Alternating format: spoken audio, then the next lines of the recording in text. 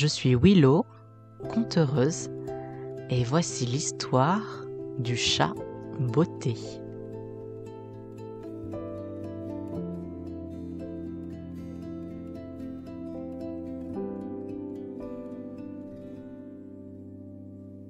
Quelque part, dans un tout petit village, dans un moulin, vit un chat.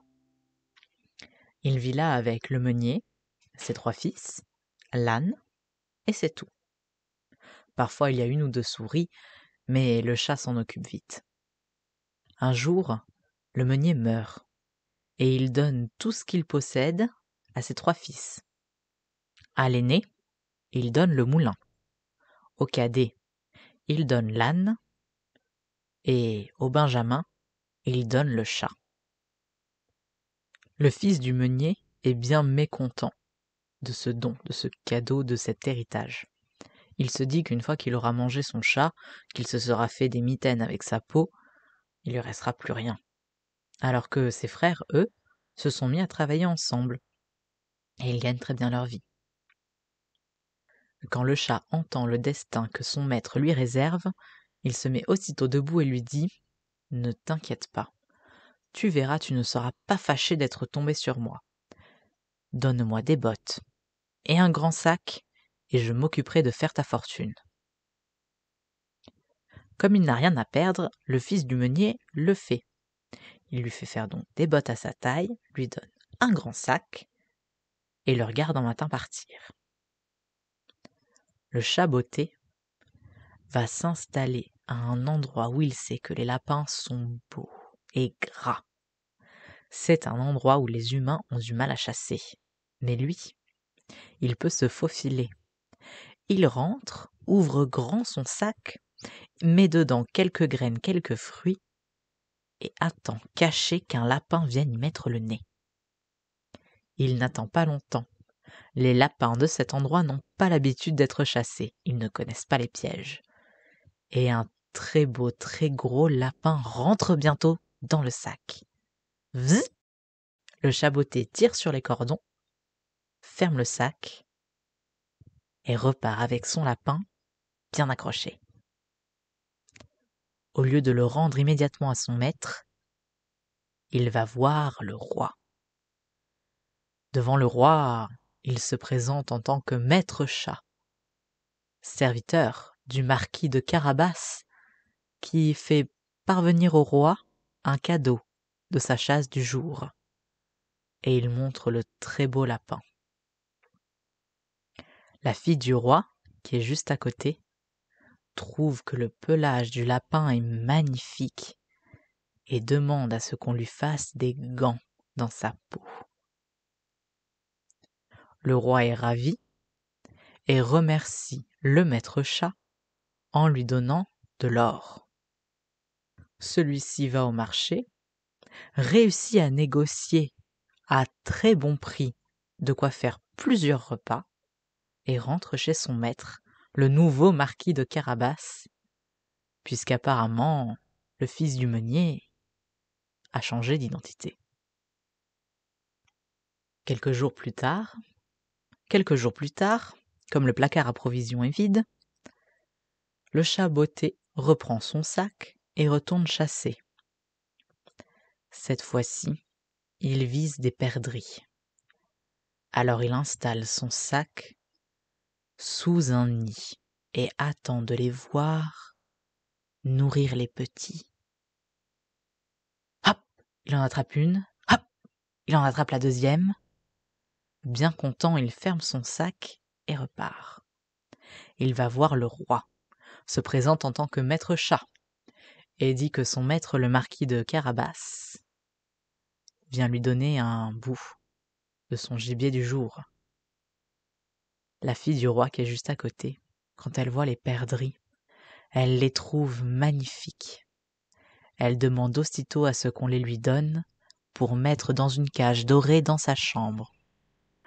Aussitôt dit, aussitôt fait, et le roi, bien content de faire un si beau cadeau à sa fille, offre plusieurs pièces d'or au maître chat. Celui-ci passe au marché, négocie à un très bon prix de quoi manger pour plusieurs repas, et rentre voir son maître, le marquis de Carabas. Le temps passe ainsi, et le chat botté, très régulièrement, trouve de beaux cadeaux à faire au roi et à sa fille. Il va les voir si souvent que le nom du marquis de Carabas est maintenant connu de tout le monde à la cour.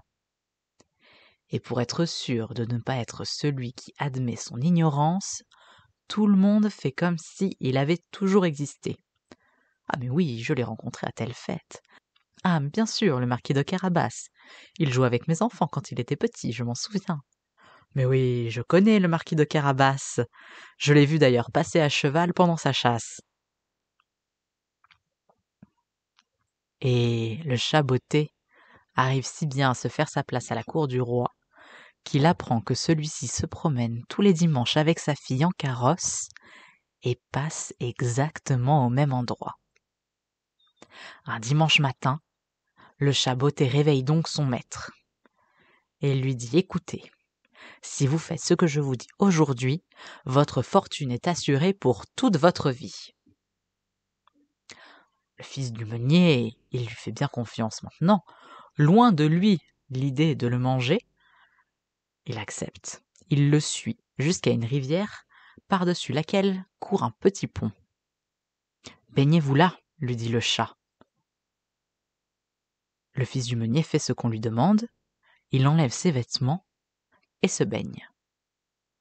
Le chat botté immédiatement ramène les vêtements, en fait un baluchon et les cache sous une pierre. Et il attend. Enfin, le carrosse du roi et de la princesse arrive. Le chat botté se met alors au milieu du chemin et a crié « Au voleur! Au voleur !» Le roi, comme il reconnaît le maître chat, fait arrêter le carrosse. Et là le chat botté, comme s'il ne l'avait pas vu, lui dit « Oh mon roi! Oh mon roi! Mon maître le marquis de Carabas, on lui a volé ses vêtements, je n'ai rien pu faire. » Le roi, ravi de rencontrer enfin le marquis de Carabas, est bien embêté de la situation de ce jeune homme. Il demande donc à ce que l'on sorte de sa petite valise un vêtement à lui prêter. Et la princesse, elle le trouve fort à son goût, car il faut dire que le fils du meunier est déjà bien beau et bien fait, et une fois dans des beaux vêtements, sa beauté devient évidente. Le maître chat, qui l'avait bien remarqué, demande au roi si ils peuvent se joindre à eux, et le roi accepte avec plaisir. Il remercie le marquis de Carabas de tous les cadeaux qu'il lui a faits. La princesse lui montre ses nouveaux gants en peau de lapin, et le marquis de Carabas, pour sentir à quel point la peau de lapin était fine et douce, prend dans ses mains celle de la princesse. Elle lui parle ensuite des perdrix dans la cage dorée dans sa chambre.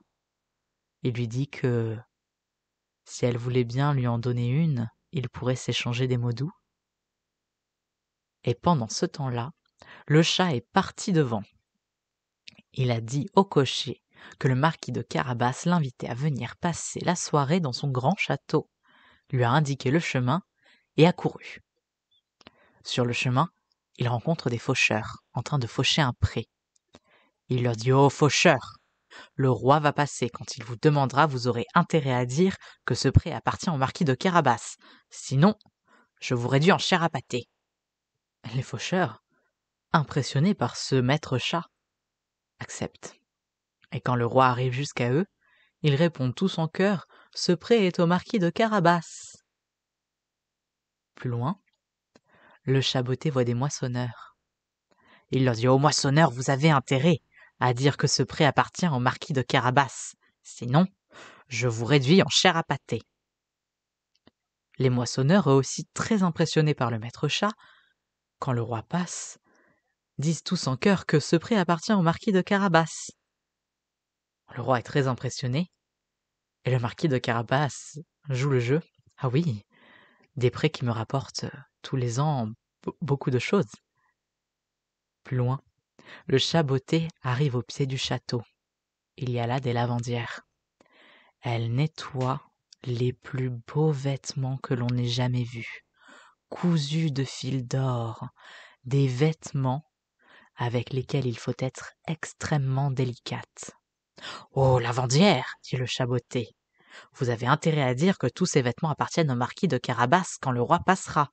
Sinon, je vous réduis en chair à pâté. » Et les lavandières, très impressionnées, elles disent tout en chœur quand le roi arrive que tous ces beaux vêtements sont au marquis de Carabas, voyons. « Ah oui, oui, dit le marquis de Carabas. C'est d'ailleurs une chemise un peu comme celle-ci que les voleurs m'ont pris, près de la rivière. » Et pendant que le roi admire tout ce qui se passe en bas de ce château, et que le marquis de Carabas s'invente une vie de luxe, le chat botté s'est fait recevoir par le véritable maître du château, un ogre au pouvoir magique. Il va le voir, s'incline très bas et lui dit « J'ai entendu parler de vous. Il paraît que vous pouvez vous transformer en tous les animaux, comme les éléphants ou les lions. » « C'est vrai, dit l'ogre. Et d'ailleurs, pour te le prouver, il se transforme en lion, immense, et rugit sur le chat. Le chat botté qui ne fait pas semblant d'avoir peur et va se cacher derrière un rideau. « Oh, dit le chat botté, c'est très impressionnant, mais vous êtes à peu près aussi fort qu'un lion, déjà en tant qu'ogre. On m'a raconté aussi que vous pouviez vous transformer en animal très petit, comme une souris. Je vous avoue que ça, j'ai du mal à y croire. Vous êtes si grand, si fort. »« Oh oui, dit l'ogre. Eh bien pourtant, c'est possible. » Et zou, il se transforme en une toute petite souris. Il a à peine le temps de fanfaronner que le chat botté s'est jeté sur lui et l'a avalé. Le château libre, il redescend accueillir le roi et le marquis de Carabas et la princesse. Le marquis de Carabas est en train de leur montrer les fleurs du jardin, lorsque le chat botté vient leur dire que le repas est servi, car l'ogre attendait des amis qui n'ont pas osé entrer en voyant le roi. C'est donc le chat, le nouveau marquis de Carabas, le roi et la princesse qui profitent du festin. Et après quelques verres de vin, le roi ose dire au marquis de Carabas qu'il ne tient qu'à lui de devenir son gendre. Enfin, il ne tient qu'à lui et à la princesse, bien sûr, mais elle a l'air bien d'accord. Le marquis de Carabas rougit jusqu'aux oreilles, et la princesse lui demande alors s'il accepterait de marquis de devenir prince. Ils se marient dans la semaine. La princesse emménage dans le grand château. Le chat botté devient seigneur. Et on raconte que s'il chasse encore les souris, c'est uniquement pour son plaisir à lui.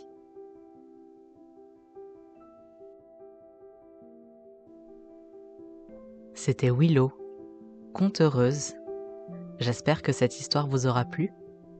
À bientôt!